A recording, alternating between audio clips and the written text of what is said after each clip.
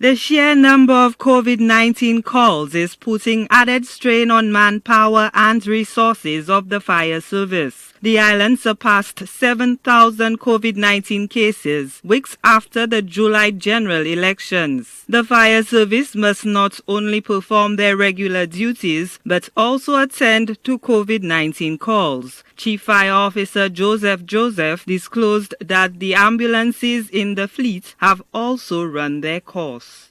The spike has resulted in us responding to certainly more COVID calls, and that has, of course, put some added pressure on our staff and our resources as well. Our ambulances, for example, are limited in numbers. The condition of some of our ambulances are such that they require replacement already. Some of them are in use, some of them we have in use. There since 2007, those ambulances we got at the time of the World Cup. And most of these emergency vehicles need to be replaced after 5 years. However, we try our best to make the best use of what we have. In addition to the surge in cases, the fire department has been busy administering care to a number of victims of vehicular accidents. Joseph also revealed that the department is in need of new firefighters.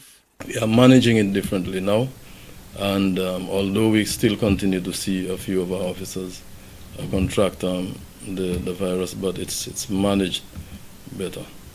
We've gotten some assistance from some EMTs, and that more or less has helped address some of our manpower situations. However, we do have a shortage of staff that we are trying to address. In the meantime, we're trying to get into, replacing those or filling in those vacancies that exist. Joseph says non-adherence to COVID-19 protocols is making the job of the first responders a lot more difficult and diverting resources away from other emergencies. He is echoing sentiments of other authorities who have been imploring Saint Lucians to abide by the measures to reduce the spread of infections. Currently, because of the number of requests that we get for ambulance transfers, in many cases persons have to wait, so those calls are delayed, and in some cases these are very much emergency calls. So I think persons need to refrain from those unsafe practices. Just do whatever is being requested of us. It's pretty simple, like the wearing of mask. And many persons carry a mask, but not necessarily wear it. And we are hoping that we see more persons wearing their mask and wearing it in the proper manner.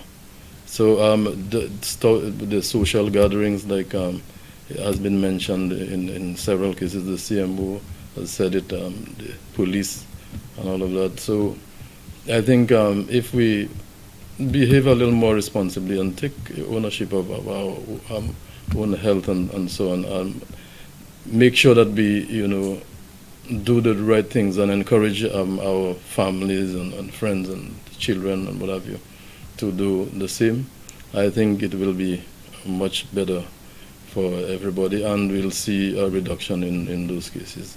Fire service members have also been stricken with COVID-19. The Chief Fire Officer maintains that personal protective equipment have proven effective in protecting fire officers, and there is no evidence that service members have contracted the virus while attending to cases. Gina Filippi, HTS News Force.